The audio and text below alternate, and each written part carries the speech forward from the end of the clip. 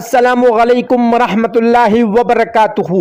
ملګرو ډېر د افسوس مقام دی چې د شپږو کالو ښکلی هلک عبدالله چې دا نامعلومه کسانو په چاړه باندې حلال کړی دی او بیا یې ورسره ډېر غټ ظلم خو هم کړی دی. دې وخت کې د عبدالله مور او پلار په چغو چغو جاړي او انصاف غواړي. اخره ور عبدالله ماشوم د څه ګناه وه، په څه ګناه کې قتل شو؟ روزانه زموږ د خیبر پښتونخوا په معاشره کې ماشومان بې ګناه قتلیږي، نه قاتل گرفتاریږي او نه قاتل ته سزا میلاویږي.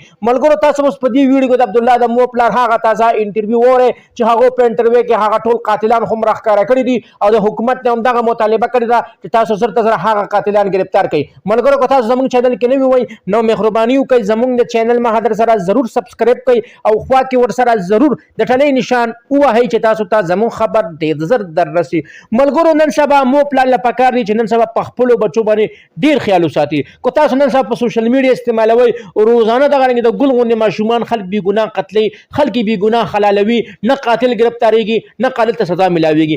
د بل په نوښار کې یو ښکلی ماشوم هغه هم چا قتل کړی و بیا یې شګو ته غورځولی و، د هغه هم قاتل پته ونه لګېده. هغه بله ورځ په ورسک کې هم یو ښکلی ماشوم سره بدکاري شي و د هغې نه پس بیا قتل شو. اوس د عبدالله ماشوم چې دا د افغانستان قندهار اوسېدونکی دی او دوی په پېښور کې ژوند کوي. ده به دا چې به کله سکول ته لاړې هغې نه پس بیا یو چپسو والا سره کار کولو، نه چپسو والا به کله 100-200 ورکولې، نه په هغې باندې به د دې ماشوم کور خرچه روانه وه ځکه چې د پلار یې هم د زړه بیمار او مور یې هم د تور زړی و. نو دې ماشوم دا غوښتل چې زما مور پلار چاته لاس ونه نیسي او زه په خپله باندې محنت وکړم.